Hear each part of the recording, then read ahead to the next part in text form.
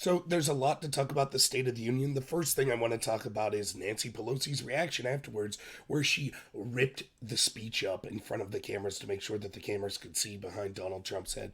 So there's a lot to talk about here. The first thing I want to say is the thing that's truly aggravating about this, I don't care that she ripped it up. I really don't. I mean, there's all sorts of questions. Which parts did she not like? Did she hate and deserve to rip up the parts in the speech about Tony, the former drug addict who's now got his life on track?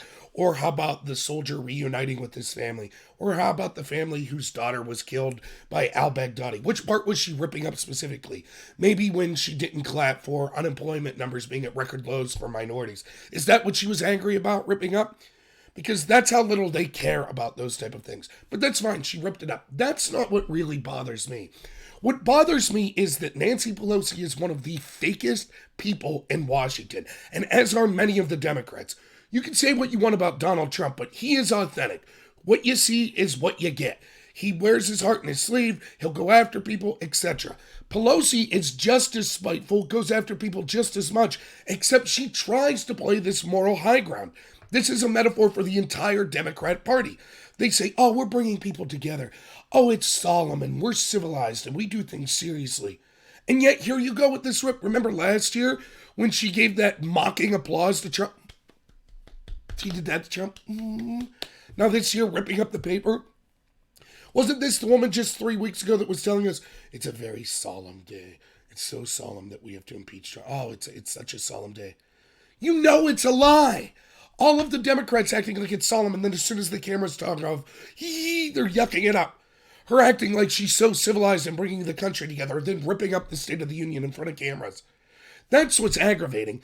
The inauthenticity is staggering with her and with other members of the Democratic Party. If they're willing to lie to you and they're willing to put on a fake face when it comes to things like being civilized and treating things solemn and bringing us together, do you think they're telling you the truth when they talk about their policies?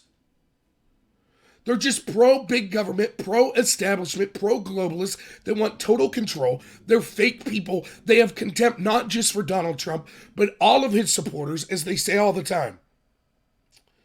We see that. Just look at the reaction to Iowa. Oh, now because of the Iowa screw-up that was their fault, it's the DNC's fault. All the talk out of their media and them is, well, maybe Iowa shouldn't have the first caucus. After all, it's a bunch of white people. Truly disgusting, inauthentic people. Truly, that's the case. Now, let's just talk about this in a strategic way. I always like to break things down. There is morally, there's what's right, but there's also what's strategic and what's best for your party. So presumably, Nancy Pelosi should be reacting and behaving in a way that gets people to want to vote for her more or vote for Trump less. Do you think there's one person in America that was on the fence, didn't know if they were going to vote Democrat or Republican, that's like, oh, wow, Pelosi ripped up that speech. Now I'm on the board with the Democrats. Do you think there's one person? Meanwhile, Pelosi and the Democrats' shenanigans, not just with ripping up the speech, but all night, refusing to clap, looking sour, looking disinterested or like they weren't paying attention. This was Trump's one chance to reach out to moderate people because the Democrats have the unbelievably good fortune and strategy of controlling the public narrative because our media is corrupt and just a part of them, propagandists for them. So's our academia, so's our entertainment industry, so's Silicon Valley. So Trump finally gets to reach out to normal Americans, and all Pelosi and the Democrats have to do is not be insane. But they couldn't manage it. So now I even saw people on C-SPAN afterwards saying, I'm a former Democrat. I voted for Hillary in 2016. I will never vote Democrat again after watching Pelosi and the Democrats' stunts here. Remember, they applauded for things, right? It's not that they didn't applaud for anything. So they applauded when, for example, Trump talked about criminal justice reform. But they couldn't be bothered to applaud for, I don't know, low unemployment numbers in the black community, increase in women's jobs, increase in people with disabilities jobs, etc. That's how spiteful they are. How hard would it be to be like, yes, we're glad unemployment for black Americans has gone down, but it's not thanks to Trump. So you applaud the numbers, but they can't do that. Just like Bill Maher said, they're hoping for a recession. They would rather that these poor Americans suffer so that they could win an election. That's how they feel. Just as Bill Maher.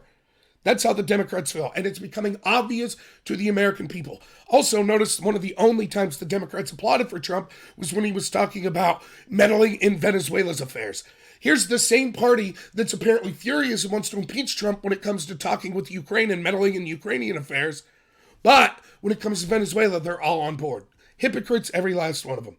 So yeah, terrible look for Pelosi, both strategically, and it shows just how fake and phony her and the majority of the establishment Democratic Party is.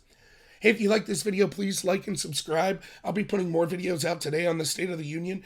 Also, I'll be doing a live stream Friday at noon. Might be on the Patriot Hour tomorrow as well, Thursday, so look forward to that. Please check the description. Follow me on places like Twitch, DLive, Twitter. It's important for me to reach out to different platforms in case YouTube decides to start shadow banning me or demonetizing or whatever. And please consider supporting me on Patreon and PayPal. Recommend me to some other people as well. By the way, if you saw that coin flip video, go back and check it out. Official. Thanks to this coin. I'll try again. Best channel on YouTube. Did it again, just like the Democratic caucus. Yep, best channel on YouTube, so keep following me. Thanks, everyone, and have a good one.